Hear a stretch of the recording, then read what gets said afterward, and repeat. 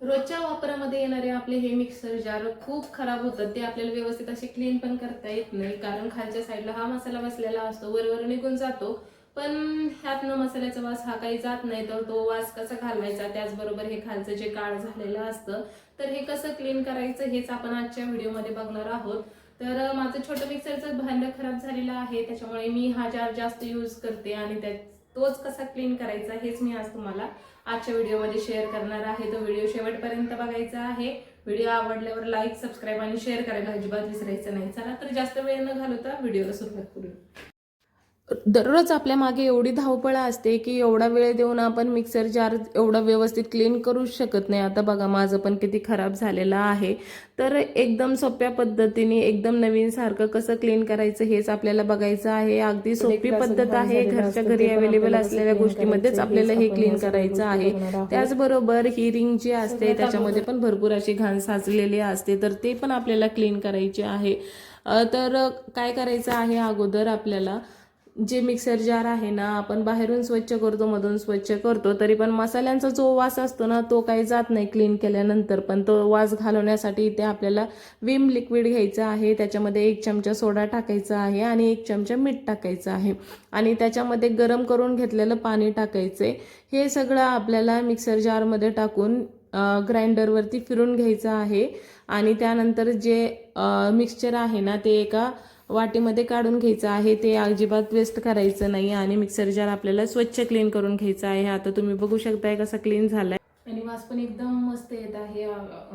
कुठल्याही मसाल्याचा किंवा कशाचाच वास त्याच्यामध्ये अजिबात येत नाहीये.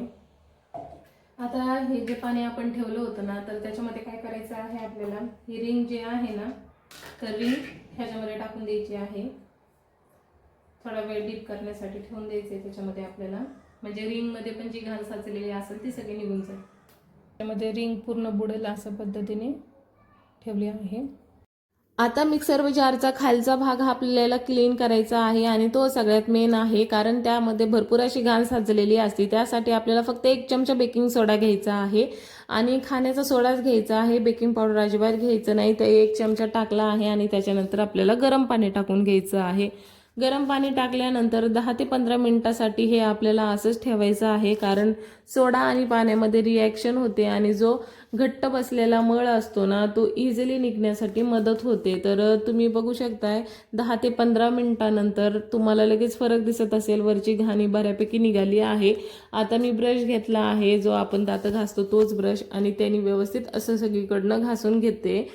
जास्त जोर लावण्याची गरज नाहीये, कारण सोड्याने त्याचं काम केलेलं आहे. फक्त हलक्या हाताने जरी फिरवलं ना तरी अगदी नवीन सारखं आपलं मिक्सर जार हे निघतं. आता तुम्हाला रिझल्ट पुढे दिसेलच. आणि त्याचबरोबर त्याच पाण्याने जे साईडचं आहे ना ते देखील आपल्याला क्लीन करून घ्यायचं आहे, कारण ते देखील घासणीने एवढं व्यवस्थित काही निघत नाही. पण ह्या ब्रशच्या साह्याने आपण जर क्लीन केलं आणि सोड्याच्या पाण्याने केलं ना तर सगळा मळ हा व्यवस्थित निघून जातो. आणि अशा पद्धतीने आपण सगळं मिक्सर जार हे आठवड्यातनं 1 वेळा तरी क्लीन करायलाच हवं, कारण मधातनं पण हायजीन मेंटेन करणं तेवढंच गरजेचं आहे. तुम्ही बघितलंच असेल, मधली बाजू ही क्लीन करताना विम लिक्विड, त्याचबरोबर सोडा आणि मीठ वापरलं आहे. तर मीठ हे जंतुनाशकाचं काम करतं, यासाठी मिठाचा उपयोग केलेला आहे. कारण कितीही आपण हायजीन मेंटेन केली ना तरी पण थोडेफार जर्म्स असतातच आणि मीठ हे जंतुनाशकाचं काम करतं. त्याच्यामुळे मिठाचा आवर्जून उपयोग करा. आणि बघू शकताय तुम्ही आपला रिझल्ट किती व्यवस्थित असं क्लीन निघलं आहे. एकदम नवीन पांढरं शुभ्र दिसत आहे, अगदी नव्यासारखं, एकदम घरच्या घरी आणि सोप्या पद्धतीने आपल्या घरगुती गोष्टीपासून आपण आपली भांडी ही अशी चमकू शकतो. आता जी रिंग मी पाण्यामध्ये भिजत ठेवलेली होती, तिला पण 10 ते 15 मिनिटं झालेले होते, ती पण स्वच्छ करून घेऊ म्हणलं. आणि एक लक्षात ठेवायचं आहे, रिंग डीप करताना पाणी हे गरम अजिबात नको, थंड झालेलं पाहिजे, कारण रबरची रिंग असते आणि ती गरम पाण्यामध्ये टाकल्याने लूज होते. तर ते पण व्यवस्थित असं सगळं ब्रशने क्लीन करून घ्यायचं आहे, कारण ह्याच्यामध्ये पण मसाला ज्यावेळेस आपला पातळ असतो त्यावेळेस सगळ्या झाकणामध्ये पण पसरतो आणि ह्या रिंगमध्ये पण जाऊन बसतो.